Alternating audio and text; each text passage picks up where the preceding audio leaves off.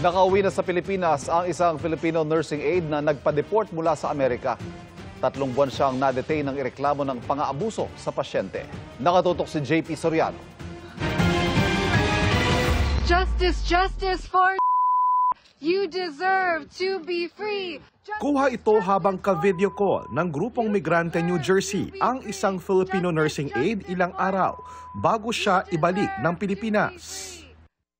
Malaking bagay na andyan kayo. Kahit na hindi ko kayo kilala, hindi ko kilala sa inyo pero yung suporta nyo sobrang laki na para malabanan ko to. 3 buwan siyang na-detain sa New Hampshire nang ireklamo ng patient assault. Noong Miyerkules, dumating siya ng Pilipinas matapos magpa-deport.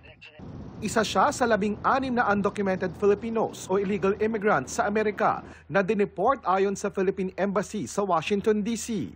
Ayon kay Philippine Ambassador Jose Manuel Romualdez, karamihan sa kanila nasangkot sa mga kaso o may criminal record sa Amerika at wala ring legal na visa na manatili sa US.